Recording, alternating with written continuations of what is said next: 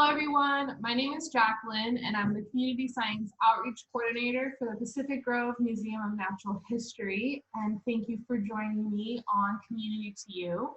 Today, I have Cristian from Ventana Wildlife Society, and he's going to be giving us a really awesome lesson on our California condors. If you have any questions during this presentation or would like to answer the questions we present to you, please write them in the chat and I will make sure we get all of your questions answered. At the end of the presentation though, we will have plenty of time for discussions and questions. So I'm going to hand it over to Cristian.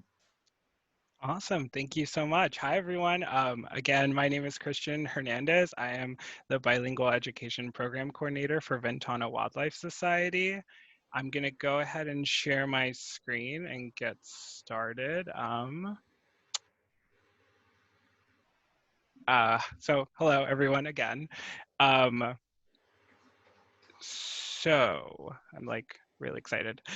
So a little bit about myself. I have been with the organization for quite some time, a little over 3 years. I have this really fun story, but I was actually set up to be a lawyer right after college and decided, working with youth really was a passion of mine. And so I deferred my law school stuff, and I've been working in education since then. I've been enjoying every single moment of it.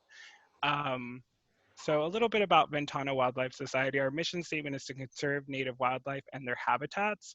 And we do this through 2 ways. One, through our species recovery programs. So we have in the past worked with bald eagles and currently are working with the California Condor.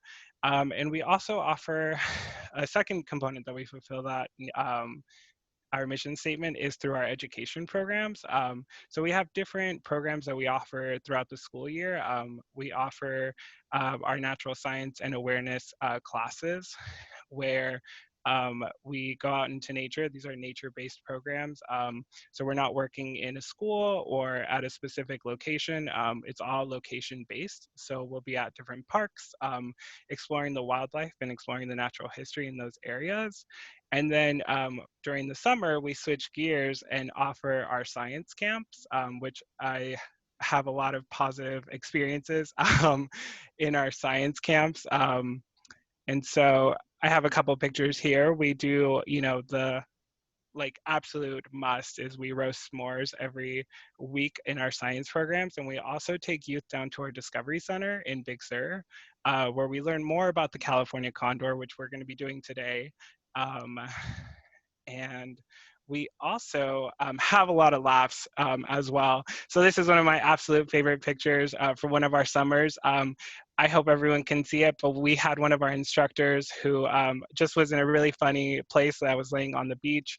And that summer we spent taking that picture and cropping it in different scenarios throughout the whole summer. And so in this one, for our dinner, we offer bread to our kids. And so we just cropped that photo of her onto the bread slices, and it warms my heart and makes me laugh every single time. But so today, what we're going to be learning and focusing on is a little bit about our California condors, and hopefully get everyone to a point where we feel comfortable about identifying condors and learning about them as well. They all have their own individual bios and information, and hopefully get you to a spot where you can apply for a condor biologist internships. This isn't necessarily going to get you there, but hopefully, we can get everyone pretty close. So a little bit about the California condor, Gymnogyps californianus, scientific name. Very interesting bird. I like to think that they have a face a mother can love. They have those really big, bright red eyes and that pale pink, peachy head. So a little bit of condor history. So in 1967, California condors were listed at the both federal and state level as endangered species. Then in 1982, there were only 22 California condors left in the entire world, which is not a lot, right? And so then in 1987, the last free-flying condor was captured, and then they were all placed into a captive breeding program starting in 1988 with the intent of bolstering and increasing their population size.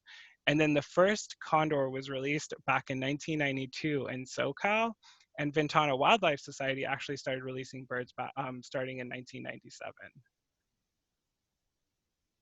So how big is a California condor? How big is their wingspan? So when we think of their wingspan, it's from this tip right here all the way down to this point over here. So I'd love to see what are some guesses in the chat. Let me see, where's that?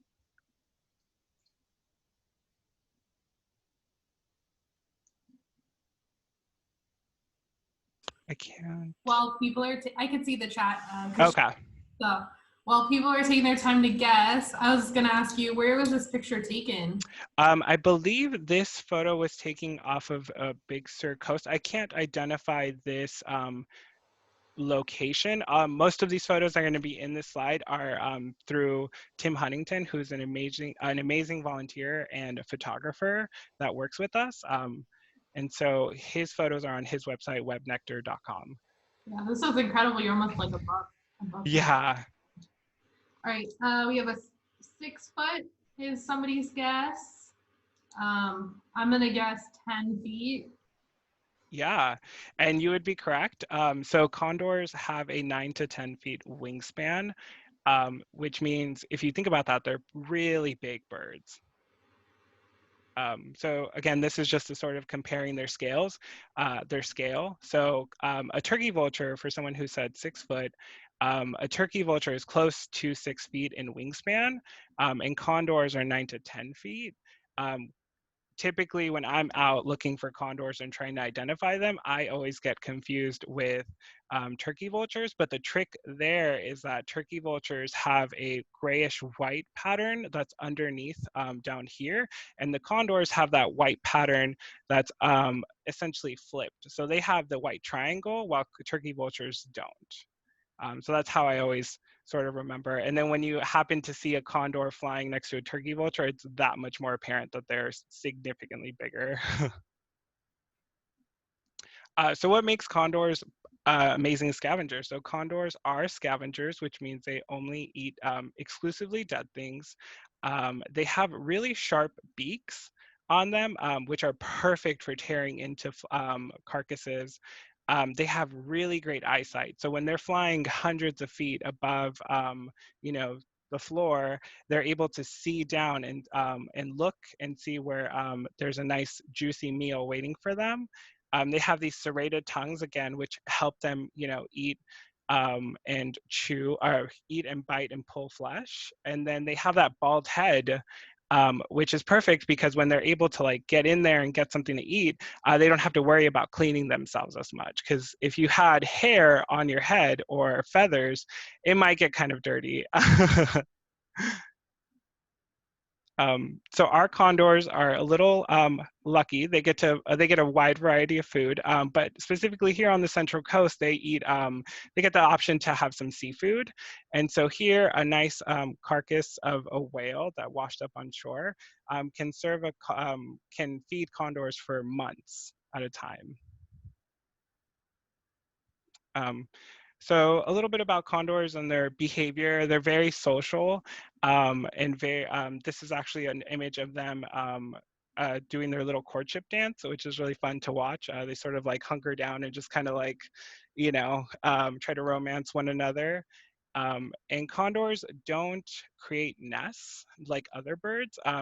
Condors, what they do is they find a tree cavity or a cave, and that's where they lay their nest, lay their egg. So a little bit unlike typical birds that maybe grab certain like tree branches and sort of form that typical nest shape. These guys are laying their eggs in really high places that are a little bit harder for predators to get to. So this is one, I believe, in a cave. And so condors lay one egg every other year, and that egg is the size of an avocado. So that's a pretty big egg that they're laying. Um, and then when that chick is born, that chick is about the size of your palm. So they're really teeny tiny little chick, but then they go through a rapid growth cycle. So in about 6 months, the chick actually reaches its full size, or the size of an adult condor, but without actually being an adult condor at that time. So here's a picture of a chick that is in a redwood cavity, and it's getting pretty big.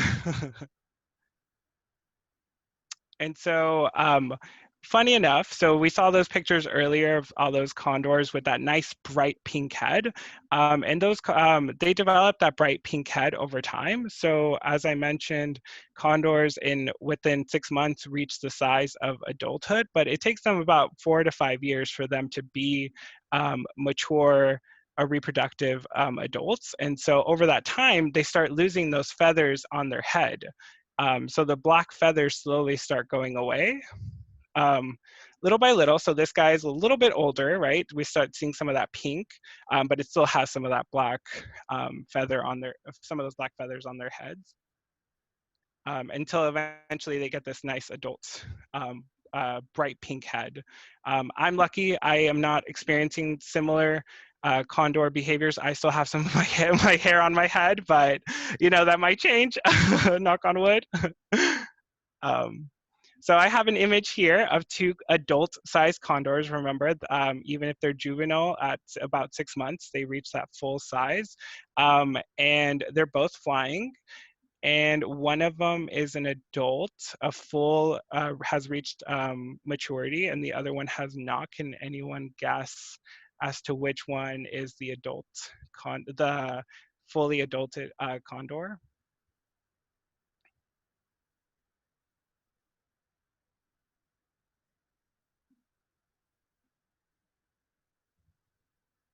I had a guess. Everybody's guessing left. The left one is This one right here, the is left one. I just see left. He said left adult or if it's juvenile. Yeah, so this guy on this side right here that I'm hovering over is the juvenile condor, and then this guy is the adult condor, the fully adult, sexually adult condor. Does the juvenile have the same wingspan still? Yeah. So within those 6 months of them growing, it's a rapid growth that they experience. They're at an adult size, so they can have that 9 to 10 foot wingspan. Really, the pink, they lose that pink as they mature and become like a sexually reproductive animal. Cool. Yeah. And so condors, like many other animals, have a hierarchy, and that's a little bit hard to display, but when they're perching, this is a great example of when we can see this hierarchy in action. So they'll find their favorite perching spots, and they'll stick to those spots, throughout their time in Big Sur.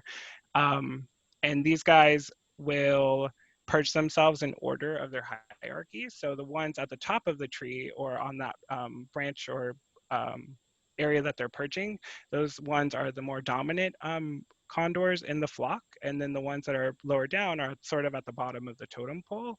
And then we also see this hierarchy in action when they're feeding as well. So the condors that are more dominant and are at the top of the hierarchy get to eat first.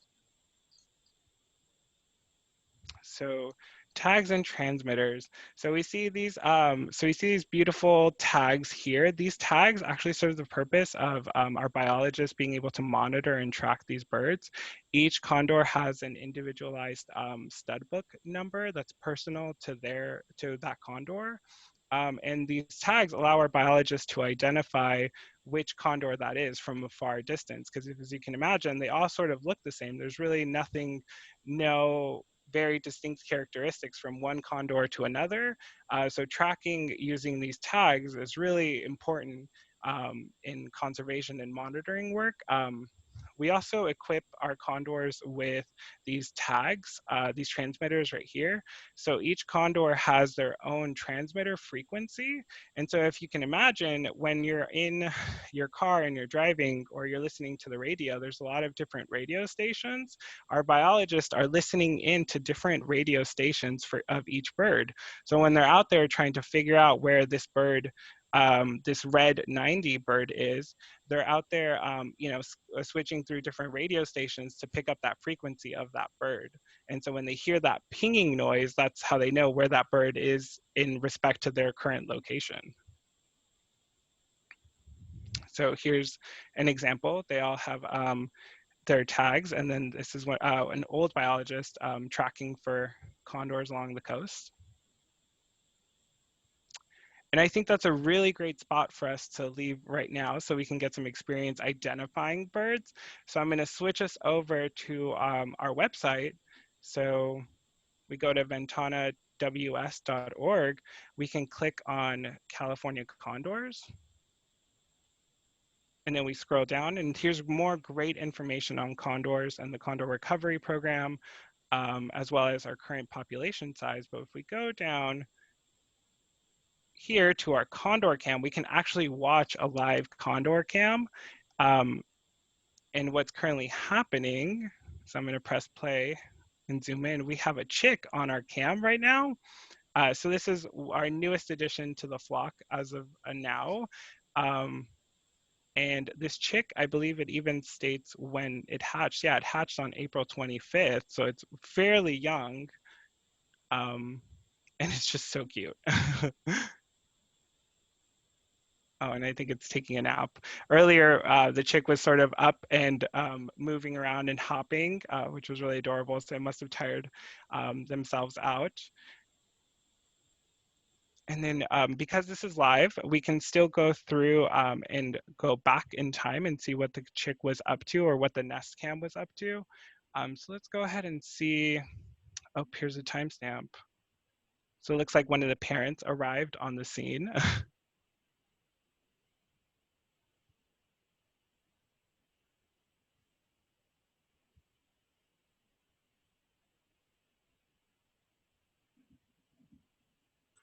So there's a question in the chat. Somebody asked, what is a group of condors called? Oh, that's a really good question. You know, I recall it a group of condors being called a congress, but I need to fact check that. But if I recall correctly, it's called a congress. But I can go ahead and get that information and maybe send that out to Jaclyn so that we can get the definitive answer. Yeah.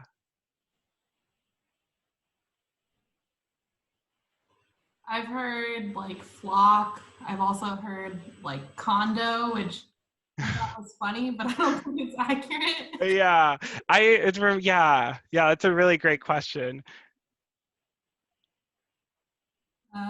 Elena in the chat says a group of condors is called a party.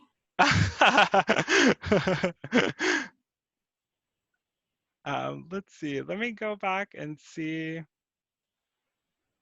Let's see if we can get a good look at the parents of this condor. Oh, here we go. So it seems like we have the parent in one of the parents in the nest. So parents, when it comes to condors, parents are both equally involved with raising the chick, which is really great. That's something that we don't really see a lot in a lot of animals. It's usually one parent's responsibility to fully take care, but condors, have a really great parental investment, and so they split the time equally, which is really interesting. But let's see if we can get a better look at this tag. Perfect. Okay.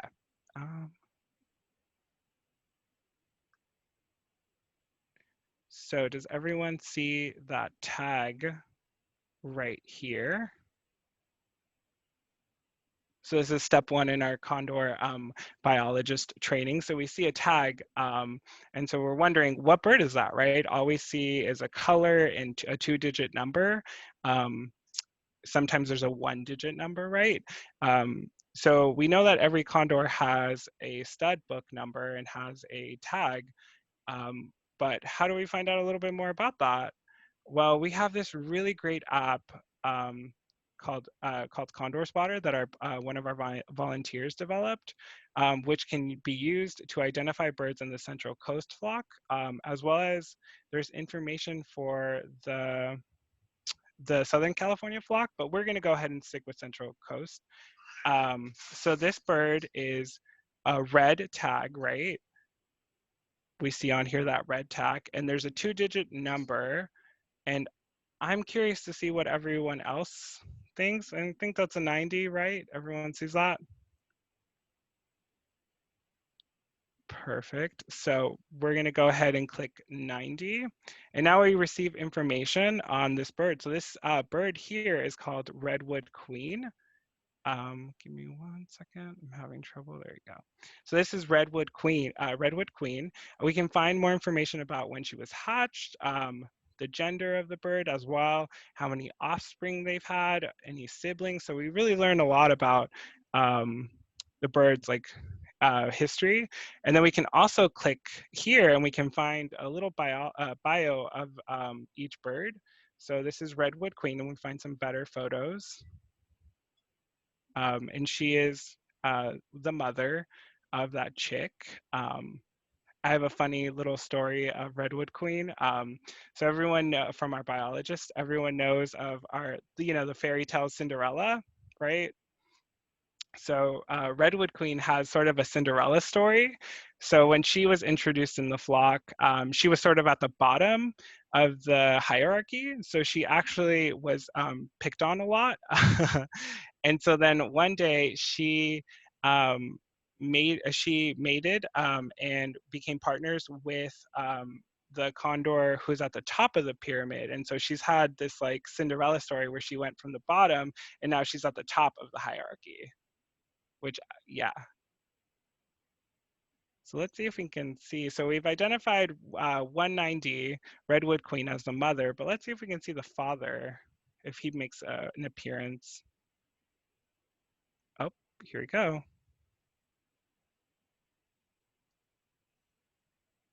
So we have two. Let's see if we can get a good idea of the father.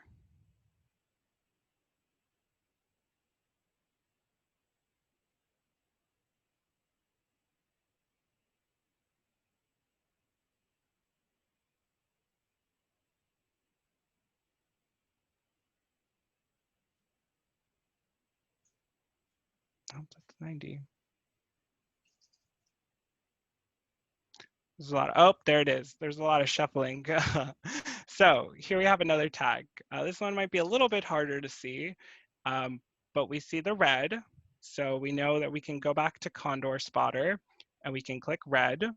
And here are options. And I would say, to me, that looks like a 67. And that's who that is. This is Kingpin.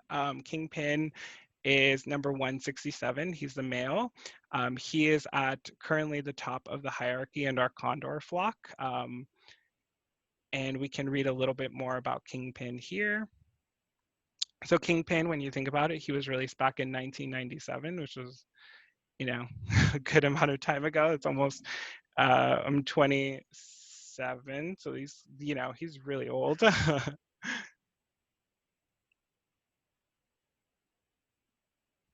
So here we have the little family. So we have 190 and 167, Redwood Queen as the mother, and Kingpin 167 as the father of this chick.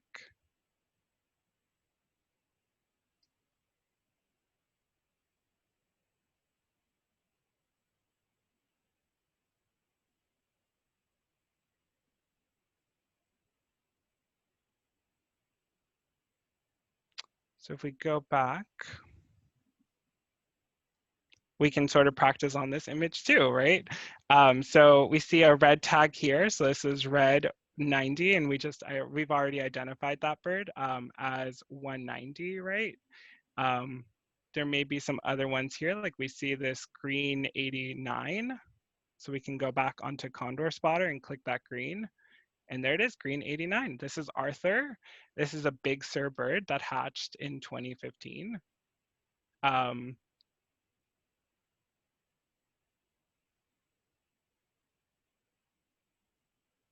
And Arthur, of course, still has that black on the head.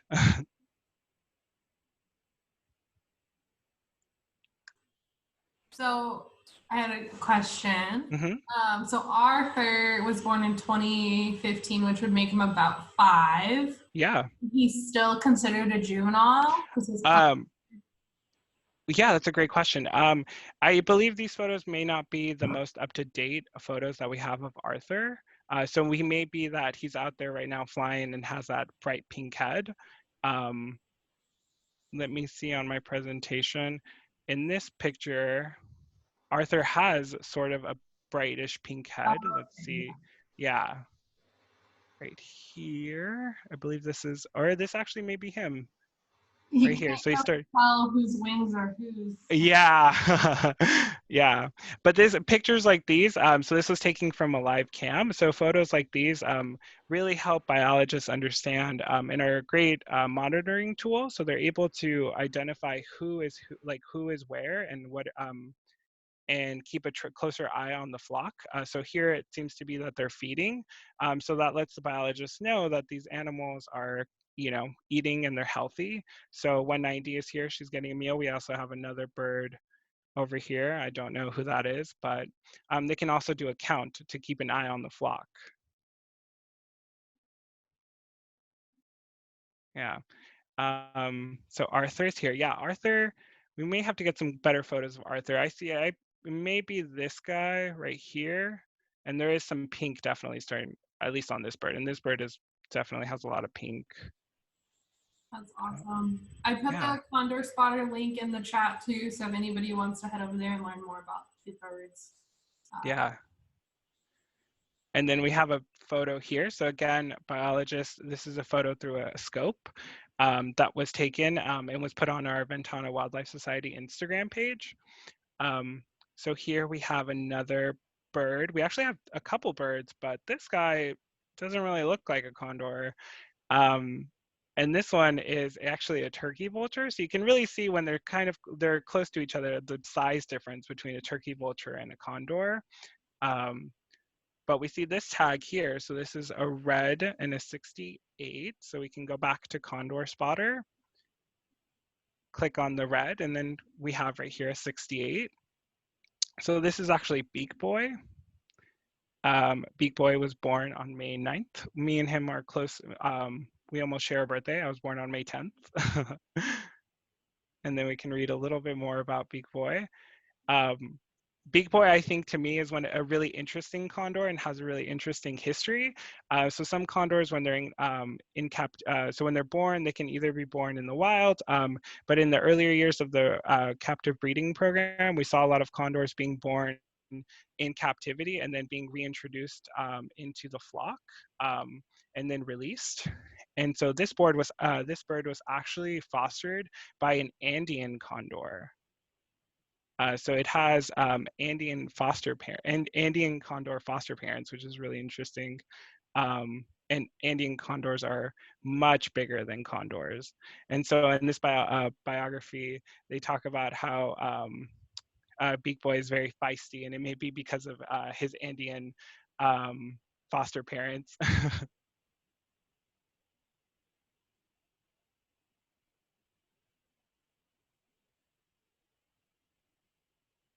So here we have another tag. So I'm going to open this one up to everyone and see if they can identify the color and the tag.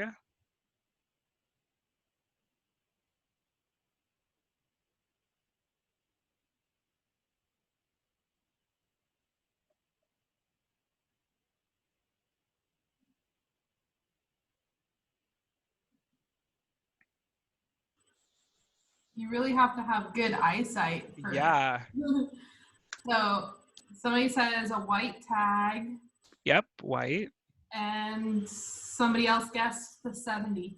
Yeah, that's exactly it. So this is a white tag. So let's go on to Condor Spotter. So the white tag and 70. So this is Fuego.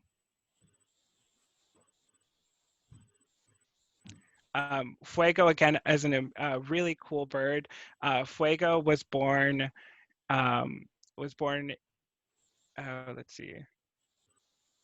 So it was transferred from LA, transferred from the Los Angeles Zoo as an egg, and then placed into a nest. In a Placed into a nest, and then the Fuego actually survived 2 fires back in 2008. So the fires didn't come near the nest, and the nest wasn't in any harm, but the nest was like adjacent to canyons that were on fire. And so because of that, Fuego received his nickname, which Fuego in Spanish is fire. So he has a well-deserved name for surviving fires. Um, but luckily, again, like I said, he was never in any harm of the fires, but he was near the fires at the time.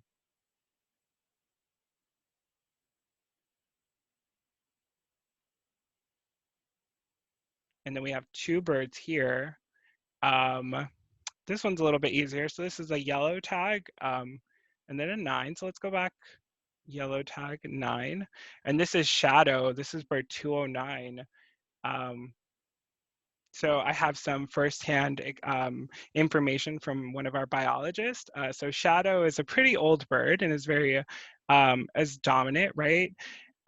Shadow has been lately, sort of like showing off his feathers and has been seen challenging 167, which again, earlier I said Kingpin 167 is at the top of the hierarchy.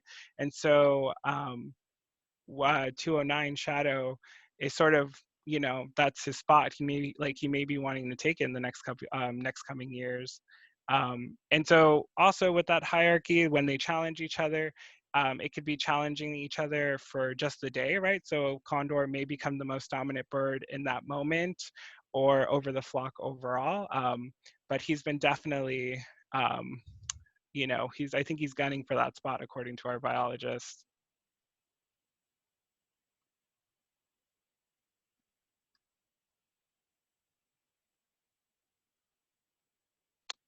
Yeah, so that's all I have for condor spotting, and hopefully this is a really easy thing to do. I love going out, and downloading this app or just having it open on your phone as a bookmarked application or page, and then just going out and seeing what birds you can see.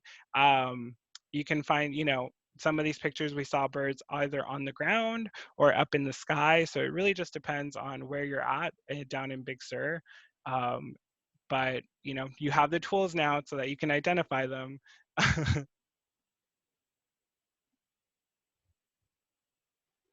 And then these are some of the organizations, back to our Condor presentation, that are involved in the Condor recovery program. So we have different folks who work on the release of the birds and the reintroduction of them, as well as our captive breeding partners, as well as our state and federal partners, as well as some affiliates. So our condor flock that we were talking about a while back is all centered in this. Our flock is in the Central Coast, but then birds are also being released in Arizona and then Baja as well, and then in Southern California. And then this map just sort of shows where the birds are concentrated. So this is our Central Coast flock. And so the Central Coast flock is made up of 3 individualized release sites. So we have a Pinnacles release site, and then a Big Sur, as well as San Simeon. But we kind of clump them up together as the Central Coast because they spend a lot of time intermingling with one another. So we're going to take a quick look at our release site. So on the Big Sur coast, we have a remote release site, which is perfect for Big Sur is perfect for these condors. There's a lot of redwood trees that they can nest, a lot of cliffs for them. Again, food, they get access to seafood. And so how and where do we release birds? So we release birds in our remote mountains in Big Sur. We have our Condor release site. And this is a picture of it here. It is just a giant pen that the birds are released from. So in here, we see some birds inside the pen, which is perfect. So before they're released, they get acquainted with some of the older birds and some of the birds within the flock. So they'll come and sort of perch and stick their heads in and kind of take a closer look at some of the new birds that are going to come in and be introduced into the flock. And so this is another side view of that. So before birds are introduced, like I said, they are brought into the pre-release holding in the pen where they learn how to be condors. And so our biologists monitor their behaviors. They sort of get that exposure to the hierarchy. Through in the net. They also have a power line here, a little mini mock power line that that when they land on it, it provides just a small little shock enough to scare the birds so that when they're released, they're not flying and landing on any power lines that could potentially harm them or be even lethal. Um, and then our biologists are even smart enough, are really great at putting in a scale here so that when they land on it, they can get a good measurement of how much they weigh, which I think is a really cool, tricky way to get that bit of information. So then within the nest, there's also a viewing area. So this is what our biologists refer to as our blind. So our condors can't see in, it's a two-way mirror. We can see them, but they can't see us. So this is on the inside of the blind. Our biologists are monitoring and collecting data on behavior. And then on the outside, the condors aren't aware of what's happening. Typically, our biologists will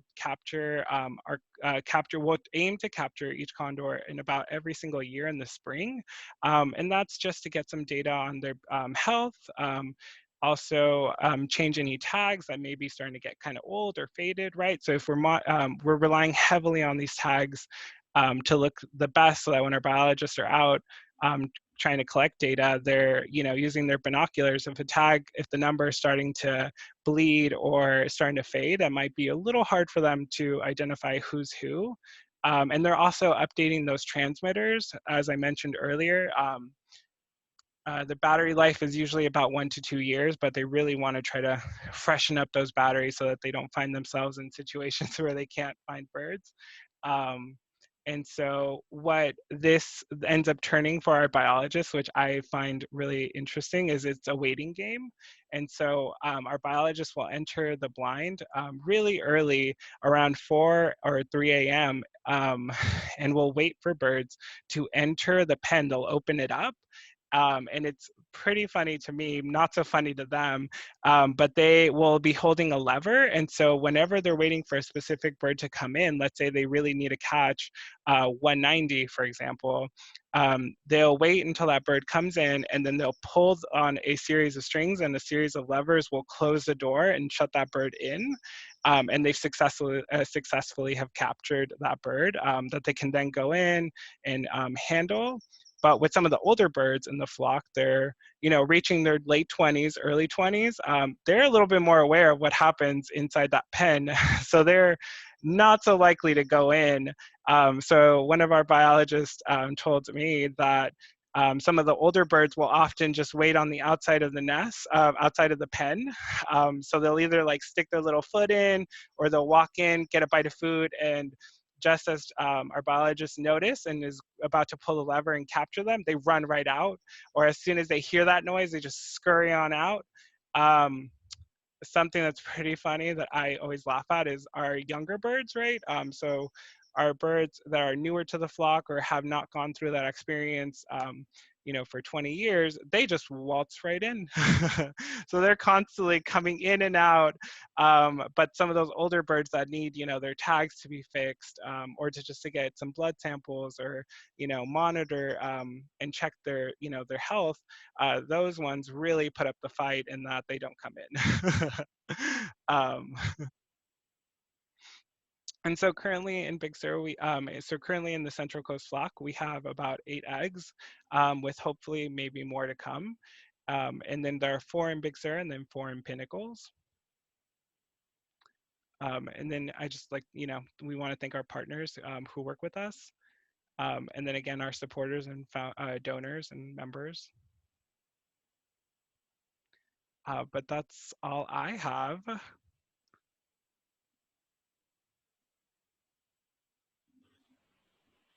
That was an incredible presentation, Cristian. I feel like I've learned so much about condors listening to you talk about them and all the different personalities.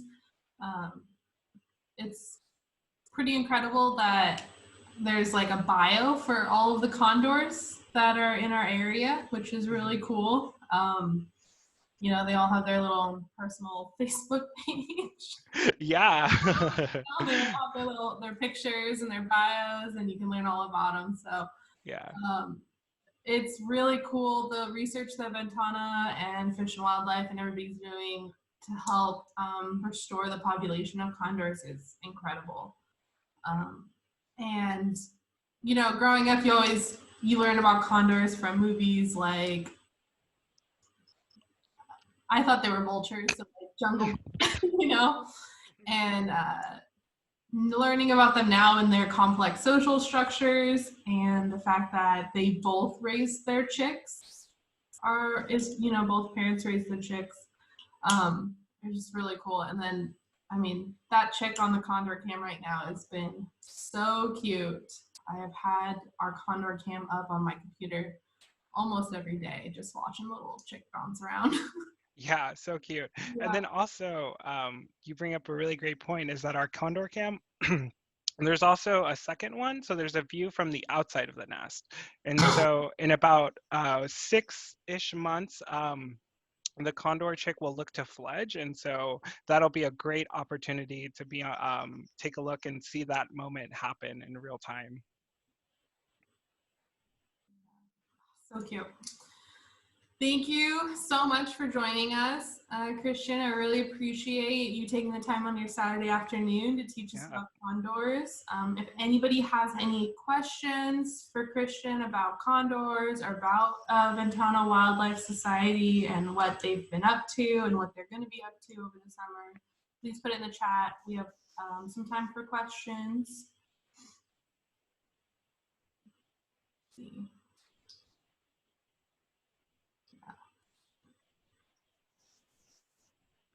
Do you often see condors during summer camps? Yeah, that's a great question. So we touched a little bit about how many condors there are actually in the wild. So in Big Sur, currently we have about 90 plus birds. So you're really working with a small population size, and you know they're traveling miles, hundreds of miles between here, Big Sur, Pinnacles, even down sometimes down to Southern California. So it's a sort of a game to see if they're out there on that particular day. I've been at Andrew Malera and I've seen them flying over, trying to think of the peak, flying over Andrew Malera. And then sometimes I've been out in Big Sur and I haven't really seen any condors. So it just really depends on the weather and what the birds are up to. Yeah. That's a great question. Yeah, don't always see condors when we go down to Big Sur, but I don't think I'm always looking for them either. Yeah, it's one of those things, and hopefully everyone, once you learn to look for them, you're out there and you're hoping and you're looking up. And I've had instances where I get so excited that I think I see a condor and it ends up being an airplane. Or a turkey vulture. Or a turkey vulture, yeah. Yeah, turkey vultures are amazing, but I'm trying to find that condor. Well, if nobody else has any other questions, we'll end it. But again, I want to say thank you, Cristian, and thank you, Ventana Wildlife Society. Between all of the condor recovery programs and the education programs that you guys are doing an awesome job. I look forward to all of the maybe digital content and Just that condor chick cam. Yeah, it's so cute. And then thank you, everyone.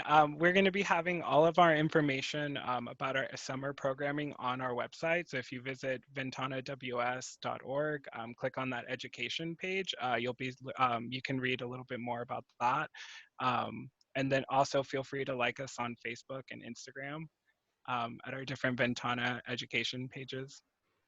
I will definitely plug that their Instagram is super cute all the Yeah, time. yeah. I put their website and Condor Spotter in the chat. I have a couple announcements. So thank you again for joining us on Community to You. Next Saturday is the Pacific Grove Museum of Natural History's Digital Science Saturday Water Wild. So we will have all of our videos launching at 10, where we will be joined by the Elkhorn Slough Reserve, Watsonville Wetlands Watch, and the Carmel River Watershed Conservancy will be taking us on virtual tours of our local watersheds. We'll get an up-close look at some macro invertebrates. And at 3 p.m. live on Zoom, we will be we'll be telling our tree stories with Mary Butcher from the Carmel River Watershed Conservancy. So please be sure to join in next Saturday. We'll be posting videos at 10 and having our live Zoom tree story conversation at 3 p.m. And I'll make sure to put all of this information in the chat. I hope to see you then, and thank you everybody for spending your Saturday afternoon with us. Bye. Bye. Thank you.